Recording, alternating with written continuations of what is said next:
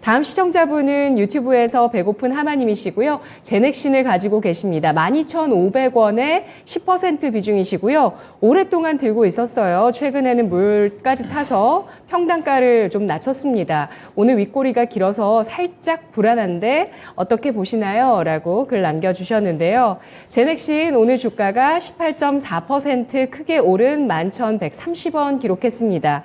윗꼬리를 달았고요. 오늘 이렇게 올라가게 되면서 시청자분 손실 줄이셨습니다. 10% 안쪽으로 줄어드셨을 텐데 평단가를 좀 낮춘 상태고요. 어떻게 앞으로 전략을 세울지 네, 오늘 답변 바이오 주시죠. 종목들이 제넥신이라든가 헬릭스미스라든가 관련 종목들이 많이 떴지 않습니까? 관련 종목들이 아마 유전자 치료제와 관련된 어떤 테마 형성으로 좀 주가가 좀 뜬 걸로 알고 있어요. 최근 들어서 유전자 치료제와 관련된 부분 자체가 시장에 이슈가 좀 되고 있는 쪽인데, 근데 유전자 치료제와 관련된 종목들이 워낙 많습니다. 한 3, 40개 이상 좀 될 거예요. 관련 연관해가지고. 아마 제넥신도 그쪽인 걸로 알고 있는데, 오늘 이제 전체적으로 2차 전지라든가, 그 다음에 이제 AI 반도체 관련 종목들이 대형주 중심으로 조정을 좀 받으니까 아침에는 대체적으로 제약 바이오 종목들이 약했거든요. 근데 제약 바이오 종목들이 전체적으로 일부 종목들이 좀 치고 올라가면서 전반적으로 동반 상승한 흐름 쪽인데, 일단은 제약 바이오 종목들은 워낙 안 좋았기 때문에 서서히 좀 좋아지는 흐름 쪽으로 좀 전개될 겁니다. 특히 이제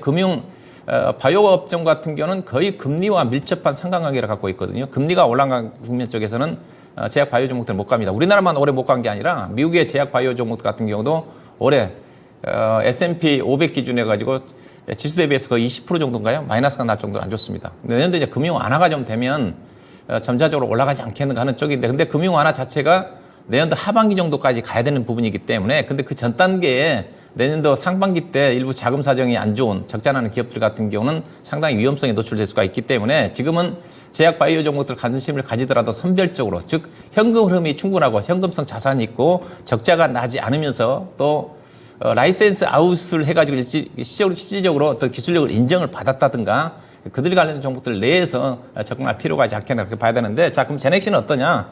제넥신은 그런 회사는 아니거든요. 제넥신은 보시면 연간 500억 정도 적자 납니다. 500억 정도 적자 나서 지배주주 자본이 2021년도에 5천억이 되는 회사가 작년도 2,700억 정도까지 까먹었고, 올해도 500억 정도 적자 나올 것 같거든요. 최소한요. 현재 보면 1분기, 2분기까지만 한다 하더라도 적자가 지금 570억 났으니까 3분기 때 여기 뭐 노출이 안 돼 있는데 3분기 때도 아마 적자까지 감안하면 3분기 때 예상 누적 적자가 지금 690억이거든요. 연간 1,000억 정도가 적자 나는 회사입니다.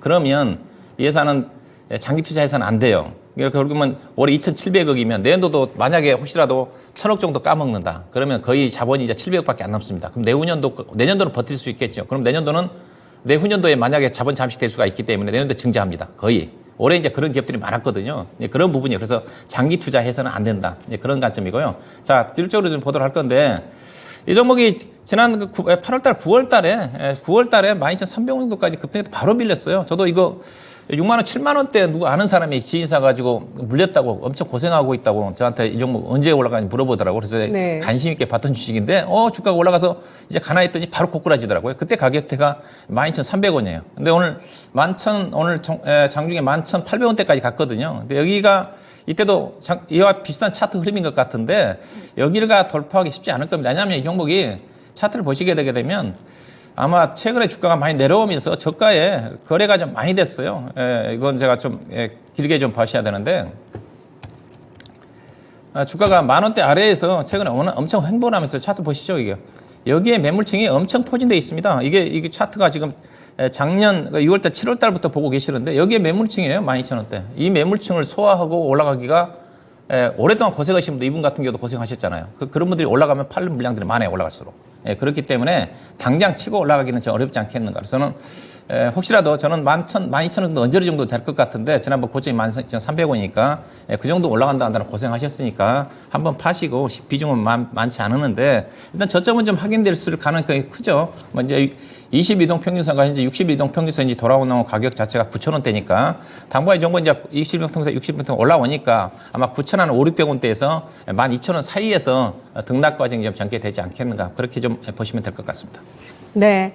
알겠습니다. 제넥신 유전자 치료제 관련주로 꼽아주셨는데요. 지금 제약바이오 기업들 관심 많이 받고 있긴 하지만 현금 흐름이 충분하고 적자가 나지 않으면서 기술 수출을 하고 있는 기업, 이런 쪽은 긍정적이지만 금융 환경이 완화될 때까지는 이런 바이오주에 대한 투자는 유의할 필요가 있다라고 짚어주셨는데요. 특히 제넥신 12,000원대 두터운 매물이 있다고 분석을 했습니다. 12,000원 언저리의 매도 전략이고요. 9,500원에서 12,000원의 트레이딩 관점의 전략 세워드렸습니다.